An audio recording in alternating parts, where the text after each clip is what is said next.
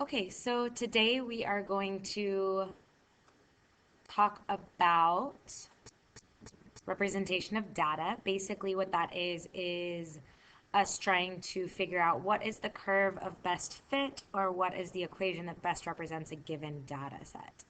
So first thing we're going to do is review a little bit. If you look at number 1, if I want to tell what kind of data this is, the first thing I'm going to look at is the differences between the x's and the y values. Here my x's are going up by 1 each time. Let's see what our y values are doing. From 12 to 27, I'm going up 15. From 27 to 42, I'm going up 15. From 42 to 57, 15. And from 57 to 72, 15. So every time we've got a constant difference here, or a common difference, and it's the first time we found it, then this data has to be linear. And that's because we have a constant or a common first difference, just like our slope.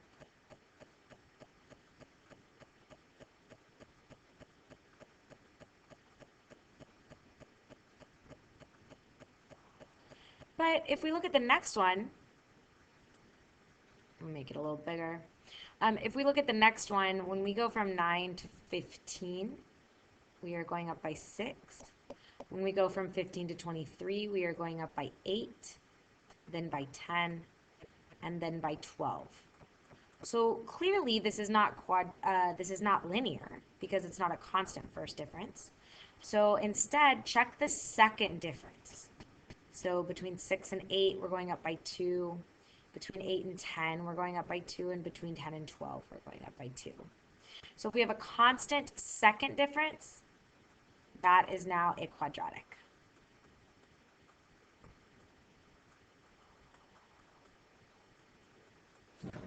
And that's because we have a constant second difference.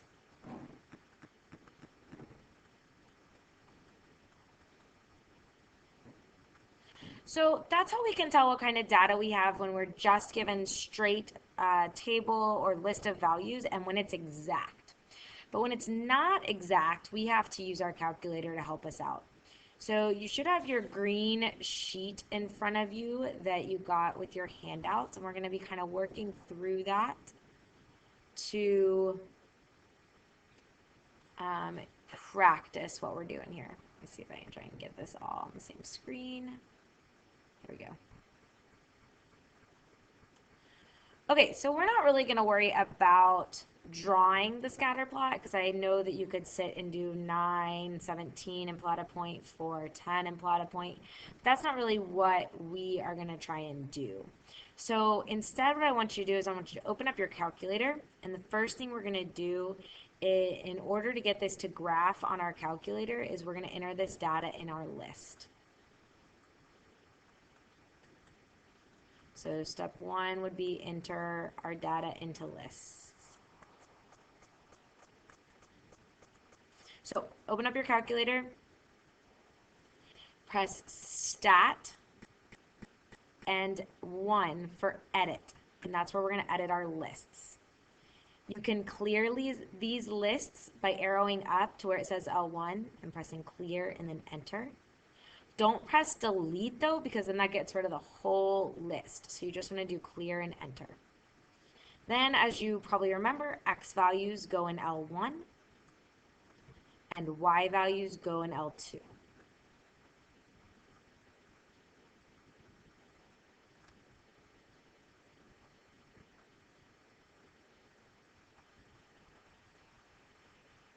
So make sure you type these in correctly.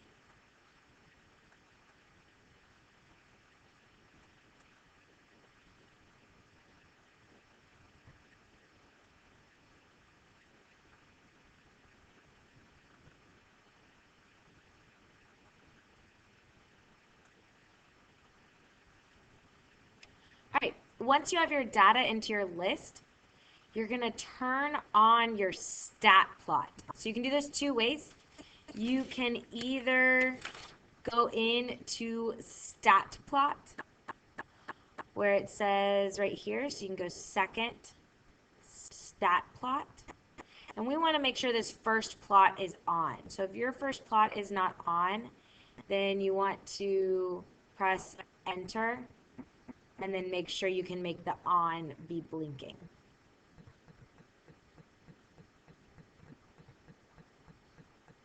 All right, once you have your stat plot zoomed on, go make sure you have nothing in your y equals. And if you do, go ahead and clear it out. This is another place where you can turn on your stat plot. If you just arrow up, you can press enter to turn it on or off. So that's an easy place to use that. All right, once you have your y equals cleared out, let's press zoom. And we're going to use 9, which is zoom stat. And what that's going to do is your calculator is going to adjust the screen to perfectly fit our data. That's what we want to use anytime we have data in our stat list. All right, so looking at this data, which function type best models this data? I would go ahead and say that this is a linear function. So we entered this data into our list, then we turned on our plot, stat plot, and cleared y equals. Then we did zoom 9 for stat. And then we looked at the graph to determine which function we needed. So it's a linear function. So what we need to do now is we need to, oh, sorry, I should have put this right here for our answer. Our answer is linear. All right, then it says write a function that best models this data. So what this is asking us to do is to do linear regression. Or linreg, as you might remember it. So on your green sheets, we're going to be working through step number 5. So first thing I'm going to do is I'm going to press stat, and I'm going to arrow over and press calc. Now, because we are doing linear regression, we are going to be using 4 for linear, but that's not always going to be the case this year. Sometimes we're going to do quadratic, cubic, things like that. So I'm going to do 4. I want to store this equation. So I'm going to go down to this row right here. And I'm going to store that in y1. So I'm going to press vars, arrow over to yvars, press function, and press y1. Then I'm just going to go down to calculate and press enter. So if you'll notice right here, it immediately stored my regression equation in there in y1 for me. I'm going to round this when I write it down, but I want to make sure I use the unrounded equation any other time in my anytime I'm calculating something. So when we write this down, let's round to the nearest thousandths. So y equals 1.234x plus 5.574.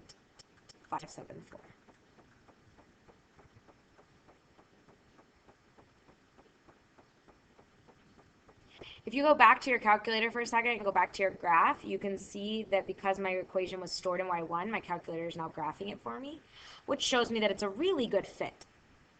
Okay, letter C says predict the hourly rate of pay for a person with 7 years of experience. So I'm going to show you 2 ways we can do that.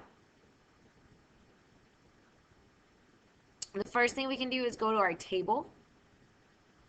And we can go down to find x is equal to 7. And we get that our table says 14.213 approximately. It rounded for us. And we're talking about an hourly wage, so we can round this to money. So basically we found when x equaled 7, we were going to get 14.21 for y. So I'm going to go ahead and round that. Since everything else was in whole numbers, I'm going to round that to $14. One more way you can do this from your graph, you can do second calc, which is right above trace. And you can do value, which is 1. And all you have to do is press 7, and then it will give you your y value. Okay, let's flip over to the back.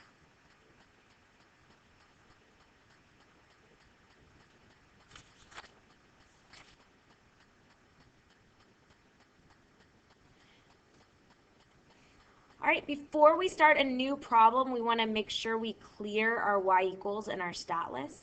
So if you go back to your calculator, we just need to clear that y equals so we're not dealing with it again.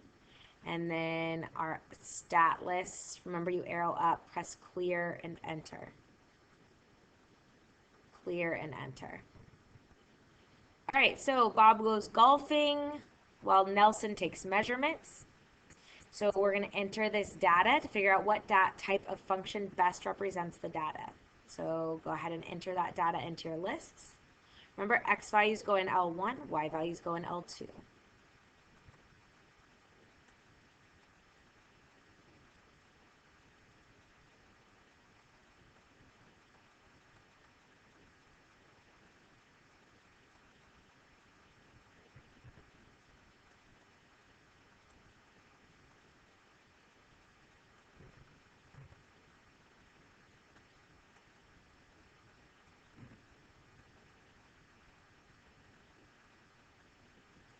All right, to look at my data, I'm going to do zoom 9.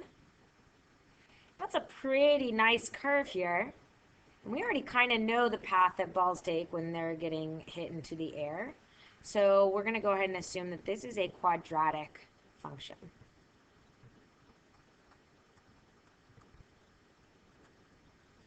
Okay, part B says using a regression equation, find a curve of best fit. Notice it knew we were going to figure out that this was quadratic, so we're not finding a line of best fit this time, we're finding a curve of best fit. Everything stays the same except what we're going to select from our list. So we're going to do stat, calc, but this time instead of choosing 4 for linear regression, we're going to choose 5 for quadratic regression.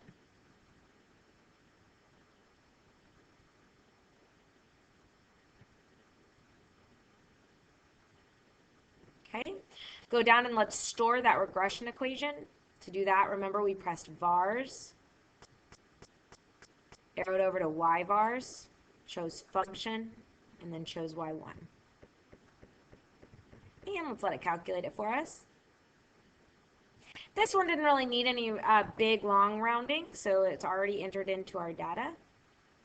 But they want us to write it down, so let's go ahead and go write that down.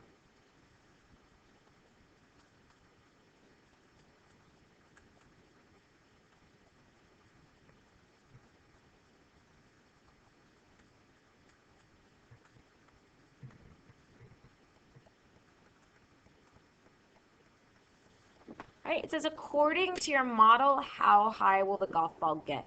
Now notice it is not asking us off of this data, so I can't use this data. It's saying according to our model, which is this equation we came up with. So this is something you learned a while ago for maximums of your parabolas, because we want to find that highest point on our graph. So to do that, we're going to do second calc, and we want to choose 4 for maximum. So our calculator right now it says left bound, so we're going to move our cursor over to the left of that maximum value and press enter. Then we're going to move our cursor to the right of that maximum value.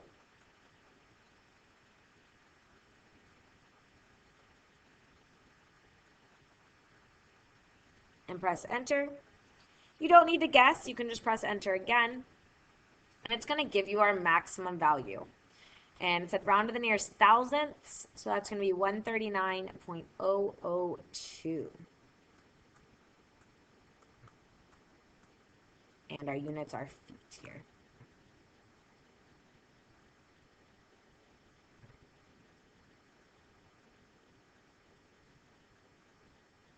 All right, let's look at number 6.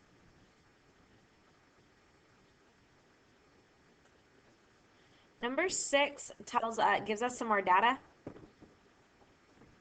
Okay, so we're going to go ahead and enter this into our lists. Remember, clear your list. Don't use delete. Be sure you use clear. Let's enter that data in.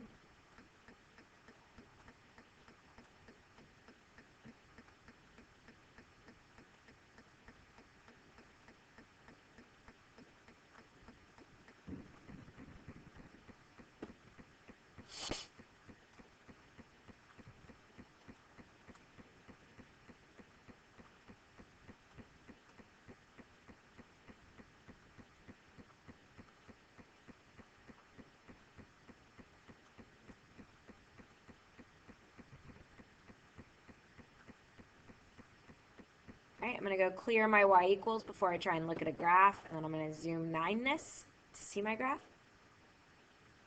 All right, now this data is very clearly linear, but if you'll notice from our problem, it also already told us to use the line of best fit. So even before we see this data, we know it's going to be linear. So I need to calculate my line of best fit now. So that's stat calc. We're still doing a line this time, so it's going to be 4. And as always, I'm going to store that regression equation, vars, y vars, function y1. And we've got that equation y equals negative 8.24x plus 49.96. All right, which is the best estimation of the fuel remaining after 3.5 hours if Alex continues to drive at the same speed? So this 3.5 hours that they're giving us, that's our x value. And we need to calculate the y value. So we've got a couple options. We can go to our table, we can go to our graph, do second calc value, or we can just plug it in. Negative 8.24 times 3.5 plus 49.96. And we're going to find that the best estimation is going to be D, 21.1 liters.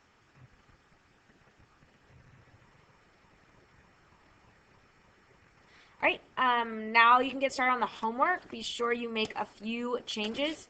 You do not need to do number 5, and on number 3, you can use your calculator to graph. You do not need to draw those graphs.